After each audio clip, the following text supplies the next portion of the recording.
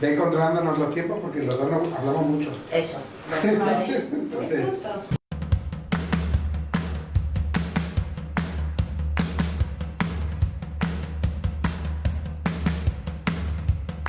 bueno, gracias por estar aquí. Hoy tenemos una entrevista que nos hacía mucha ilusión. Llevamos ya tiempo detrás hasta que hemos podido cuadrarlo. Tenemos a la doctora Milagros Molina con nosotros, que es mamá del colegio, como prácticamente todo el mundo que viene. Exacto. Nuestra comunidad educativa. Y es ginecóloga, sexóloga, hormonóloga. No, con eso ya está. Con eso ya. Sí. Y aparte es muy agradable, muy buena persona, como su marido y sus niños, que son encantadores. Gracias. Y queríamos pues un poco hablar, estuvimos hablando hace un tiempo, porque hemos observado en nuestros estudiantes de primero y segundo de la ESO, en las niñas, algo que a mí personalmente me impactó en pleno siglo XXI, y es que hay mucho mito sobre las primeras menstruaciones, mucha mala información. Parece que es algo como muy contradictorio que en un siglo donde hay tanta información estén tan desinformadas las niñas. ¿Tú qué te encuentras en la consulta? En la consulta. Pues me encuentro lo mismo, me encuentro mucha desinformación, pero yo creo que parte también porque los que somos ahora padres, nunca nadie nos lo explicó bien. Entonces, si nadie nos lo explicó bien, ¿con qué capacidad podemos hablar a nuestros hijos e hijas?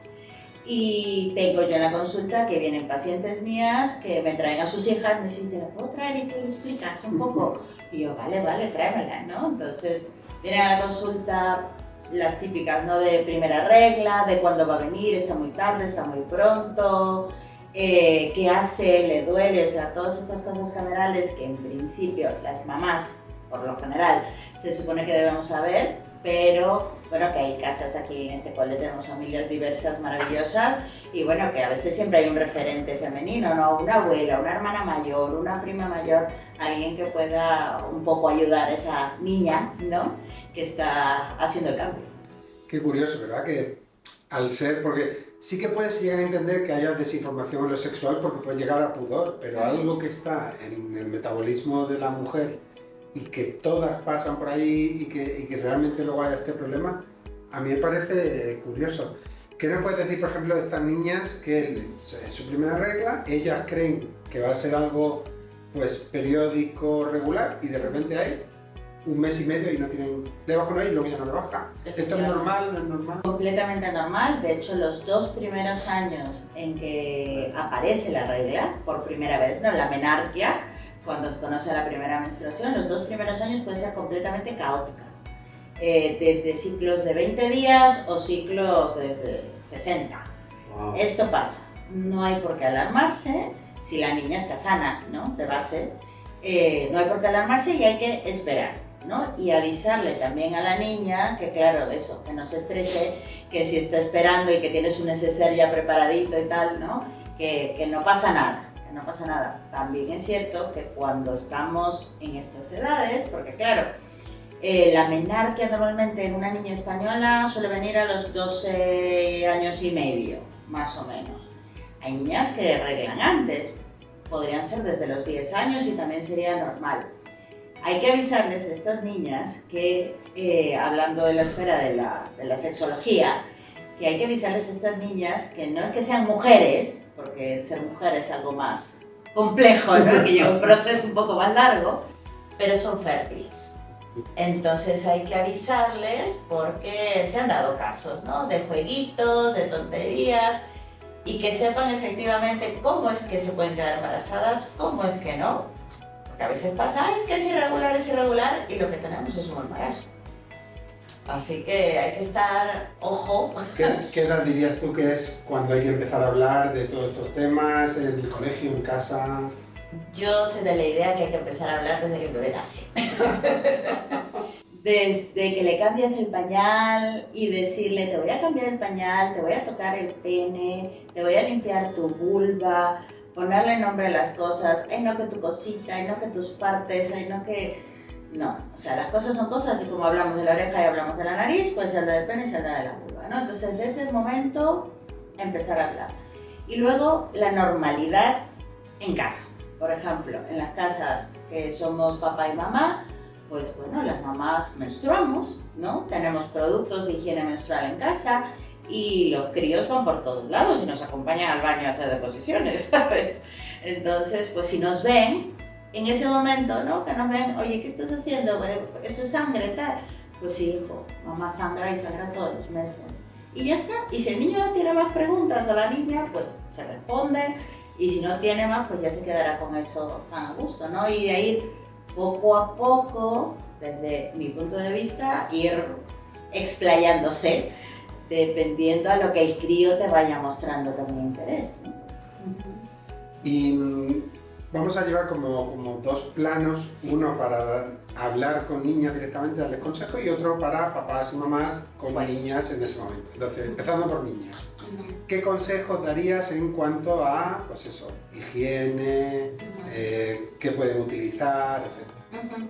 Bueno, para las primeras menstruaciones, primero hay que estar como niña preparada, ¿no? Tener su neceser con sus braguitas de recambio, ya sea sus papeles o toallas menstruales, tampones, copa, braga menstrual, ahora hay tantas opciones. Tenerlo preparado un poco ya habiendo sido informadas de qué es lo que van a preferir usar, ¿no?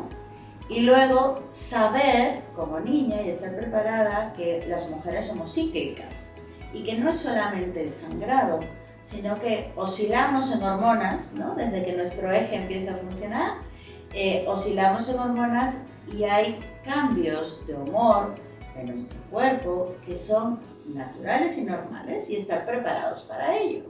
Que quizás siempre te va a salir un grano 3 días antes de que te baje la regla y tú ya vas a saber, ay, me baja, o que vas a estar con la tripa un poco más suelta, ¿no? Y vas a ir más al baño, o vas a estar más hinchada, o vas a estar más irritable. Que cosas que normalmente no te molestan, 2 días antes matarías a alguien, ¿no? Entonces, normalizarles a ellas y saber que todo el espectro de cosas que puede ocurrir. Que luego si no les pasa, no les pasa, mejor. Estar preparadas también ese mismo neceser, yo diría como algo analgésico que tomen, ¿no? Paracetamol, ibuprofeno, que suele ser lo más básico. Y aquí quiero hacer un hincapié a los padres y las madres, corregir las dosis. Muchas veces me llegan a consulta niñas que se parten de dolor y que los papás les siguen dando dosis muy pediátricas, pero ya la niña pesa 40 kilos, ya puede tomarse un ibuprofeno a 400, pero como que todavía no han hecho el cambio de, ay, pues que la veo muy pequeña. Nancy. Exacto, ¿no? Nancy, es como, no, es el frasco entero, ¿no? Entonces ese tipo de cosas, también tenerlas ya metidas ahí en el neceser y saber quiénes son las personas a las que puedes pedir ayuda, ¿no? Por ejemplo, hoy tenía yo mi neceser programado en la mochila, me lo he dejado, nos hemos venido de excursión, alguna amiga, alguna profesora que pueda tener, ¿no? En el paseo, una compresa, una toalla que me pueda facilitar. Aquí la enfermera. Aquí la enfermera, efectivamente. O sea, darle como una red de apoyo, una red de soporte. Que, hijita, si tú no quieres hablar conmigo, ¿vale? Pero ¿sabes qué cosa? Tu prima tal, cuando quieras hablar con ella, puedes hablar, o tu amiga tal, o la profe del colegio. ¿No? Yo creo que con eso las niñas van a poder tener esa seguridad, porque al final todas nos terminamos acostumbrando. A la fuerza. A la fuerza de costumbre. Sí. Y fíjate, esto de los granos es curioso porque no todas lo achacan al periodo menstrual, sino que creen que es por la pubertad, la grasa del flequillo. Entonces, igual del saber que va a salir y que no te preocupes, que no te tienes que echar nada más que la paciencia y que se seque, sí, es importante. Es que hay muchas cosas que a veces no pensamos o no sabemos o no reflexionamos, incluso a mujeres adultas que no reconocen esa ciclicidad, ¿no? Yo siempre les intento explicar que el ciclo menstrual es como las estaciones, ¿no? En la parte de la ovulación, que estamos fértiles, somos como la primavera, tenemos estupendas ideas, estamos exultantes, nos sentimos bonitas, queremos bailar todo el rato, pero una vez que pasa la fase de la ovulación y llega la fase previa al sangrado, es como el otoño. Queremos estar más tranquilas, no queremos tanta bulla, queremos estar más acurrucaditas, más mimosas, ¿no? Entonces, eso es parte normal. Entonces, hay que entenderlo y reconocerlo cada uno. ¿Y qué métodos podrías aconsejar tú para ese control de higiene? El control de higiene, bueno, a mí la verdad yo de niña lo típico, compresas que son las que están en el mercado y que hay 2000 marcas, me parecen bien, pero ahora sí que yo me gusta mucho respecto al tema de cuidar el planeta, ¿no? Lo que son las toallas de tela, ¿vale? Las toallas de tela me parecen un volver a lo antiguo, pero mejorado, ¿no? Son unas toallas muy cómodas, de algodón, que se lavan fácil, que se pueden meter a la lavadora, que tienen alas para fijarla a la braga y que no se te estén moviendo, y que con tener 5 o 6 durante el periodo y ponerlas a secar al sol suele ir fenomenal. Existen también las bragas menstruales, que para las mujeres que aún no tienen tanto flujo el primer día o el último día, pues suelen venir muy bien. Hay bikinis menstruales también, ¿no? Y la copa menstrual maravillosa que te dura 10 años si la usas bien, también me gusta mucho. Ahora es cierto que para la copa hay que practicarlo, no es tan fácil, de hecho yo diría en escala, no, lo más fácil las toallas, ya sea de tela o las convencionales desechables, la braga menstrual. Luego, si eso, probar con un Tampax primero, ¿no? Un Tampax, la marca, un tampón que tiene el aplicador y que uno puede ir también reconociendo el propio cuerpo, ¿no? Para ponerlo, porque presenta sus dificultades. Y ya una vez que domines un tampón, arriesgarse por una copa me parece fenomenal.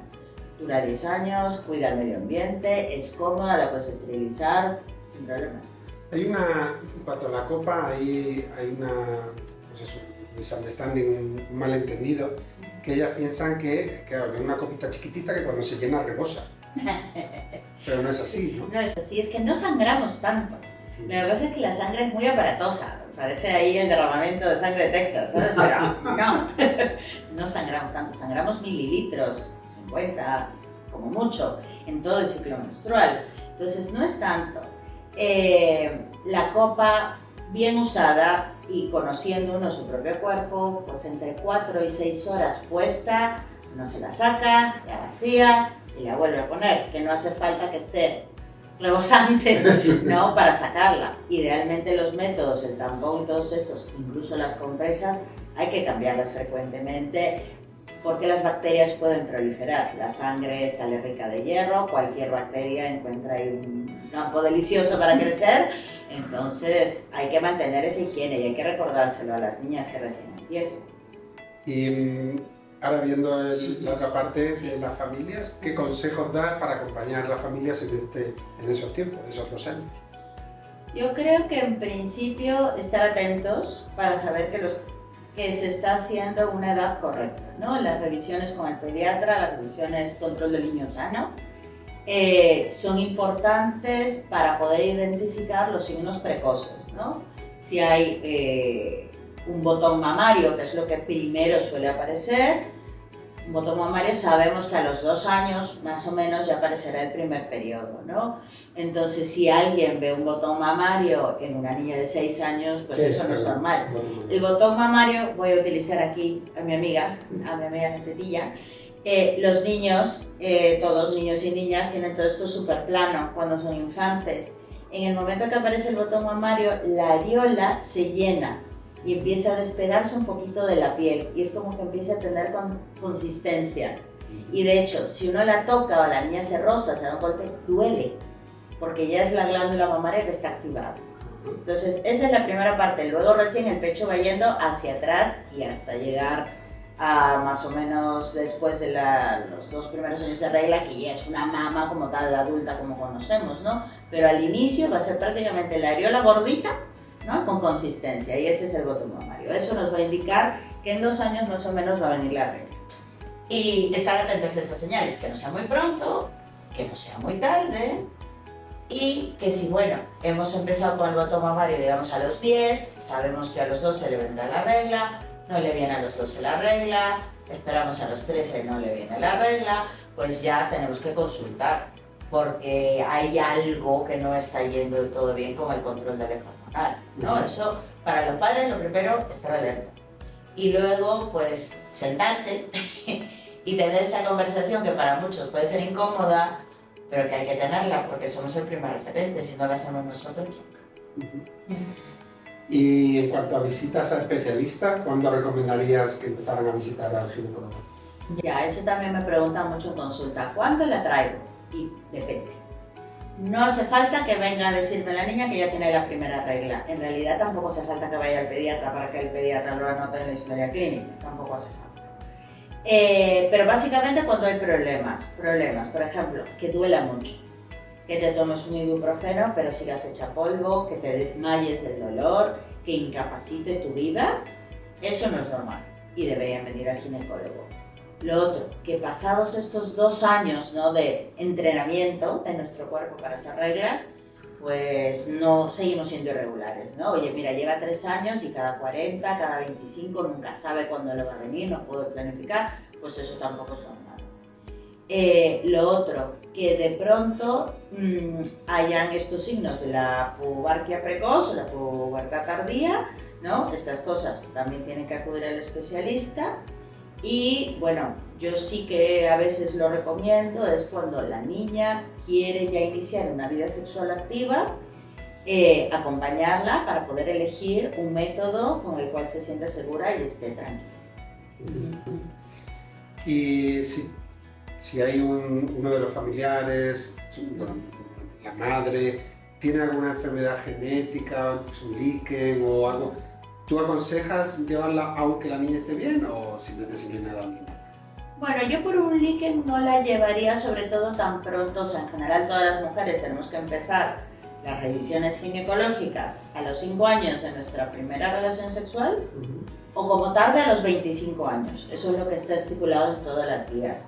Si hay alguna enfermedad genética muy riesgosa, pues yo sí que me lo plantearía. Pero, por ejemplo, un líquen o antecedentes de cáncer de mama, que también son muy frecuentes, ¿no? Que la abuela ha tenido, que la tía ha tenido y la niña tiene 15, pues no hace falta. Vale, a ver, vamos a ir cerrando la conversación. Fíjate, se me ha hecho súper corto. Ya. Pero dinos, pues yo qué sé, pequeños consejitos para estas niñas. Sí, yo antes de que terminemos me he traído 2 libros aquí que son los que yo he usado en casa con mis hijos. Bueno, yo tengo 2 niños, pero si tuviera niñas también los usaría. Este es un libro de una sueca que es Anne Fiske, que se llama Cómo se hace un bebé y que es una manera muy interesante porque los dibujos la verdad es que son muy guays, muy divertidos. Es enseñar biología desde las relaciones humanas, ¿no? Desde por qué se hace lo que se hace y por qué se tienen bebés, ¿no? Es muy simpático y que da pie a muchas preguntas. Entonces, me parece interesante cuando uno no sabe cómo empezar la conversación, me gusta. Y luego ya, para saber sobre la menstruación, porque es cierto que a veces no sabemos y tenemos que saber, de la doctora Melissa Kahn, que es una doctora australiana especializada en ginecología del adolescente y que se llama este libro La menstruación, que de hecho lo pueden leer niñas y niños, porque también sería interesante que los niños estén al tanto de lo que pasan sus compañeras, ¿no? Y la verdad que está muy guay, son cosas sencillas. A mí, sin hacer publicidad ni nada, creo que los libros hoy en día es un buen apoyo. Lo otro que también quiero mencionar son las aplicaciones en los teléfonos móviles, ahora casi todas son gratuitas, para llevar control del ciclo. Antiguamente lo hacíamos en calendarios en papel, pues ahora en el móvil. Tener apuntados los ciclos nos da a los médicos, especialmente a los ginecólogos, muchísima información. Pues nada, mil gracias. Yo creo que otro día te llamaremos para hablar también de métodos anticonceptivos, que creo que sería muy interesante. Y gracias a todos por llegar hasta aquí y por venir y por vernos un día más. Pues gracias, Milagro. Gracias a ti, Daniel. Hasta luego.